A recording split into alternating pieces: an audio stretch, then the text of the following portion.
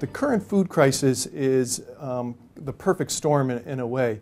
As we all know, the gas price is going up. That has affected the transport costs for much of the food aid going over. So the price of transporting the food is a lot higher. In addition to that, the recent interest in transferring some of our food production into biofuels has raised the commodity costs up significantly. So the combination of the commodity costs going up, the transportation costs, and then in many cases in the countries in which we work, the value of the dollar has decreased in purchasing power. So you combine those two factors with the decrease in the value of the purchasing power of the dollar, and we now have a perfect storm in which people have less resources to respond to their needs. CRS is profoundly affected by this crisis in a couple different ways. One, we're on the ground in over 100 countries throughout the world trying to assist people in the most desperate situations, many who earn less than $2 a day. Their disposable income, a large proportion of that disposable income goes to purchasing food.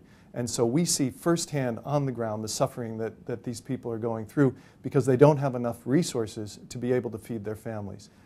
We've had reports in some of our countries, and the saddest circumstances that I see are when you have young children that are deeply affected. In some of the schools, children come to school to have that daily meal because they don't have the resources at home. And in some cases in Southern Africa, we've had recent reports that students aren't able to last through a full day of school because of the reduction currently in their caloric intake. And so I would say that's one of the saddest manifestations that we see on the ground. In addition to that, mothers who come miles for prenatal care and for a supplement of nutritious food are not able to receive that. They've come to this to help supplement their babies, and the great fear that this is going to affect those children over the long haul. In the short term, we need to respond to this crisis situation. President Bush has recently approved a $200 million supplemental to assist people who are in desperate situation, mainly people earning less than $2 a day. So that gap needs to be filled. We also need to see if we can redirect any food resources to those who are most in need right now so that we don't have any additional loss of life from this great disaster.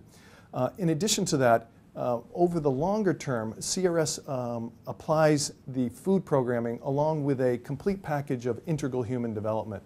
What integral human development means from the Catholic Relief Services standpoint is that we not only provide short-term assistance in food aid, but we also combine that with agricultural development, the promotion of small businesses so that people have opportunities to earn income and generate income and a value added within their community.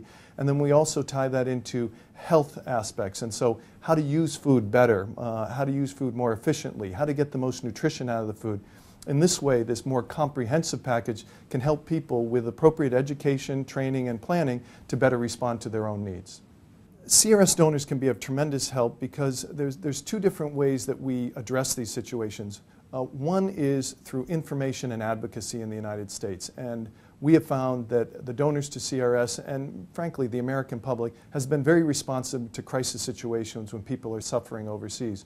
So we had first asked CRS donors to keep on top of the situation, read your newspapers, research it a little bit, get onto the CRS website and see some of the situations in the various countries that you're reading in the newspaper and see what CRS is doing there. They can also do some advocacy for us at different times with their own congressmen and senators to make sure that the United States is still being seen as a compassionate nation reaching out to others in various ways. In addition to that, Catholic Relief Services has a campaign that addresses two of the terrible tragedies that we're facing throughout the world, and particularly in Africa. One of those is HIV/AIDS, but the other is hunger. We continue to have a campaign where we try to raise and generate resources to address the hunger needs of people in the poorest countries throughout the world.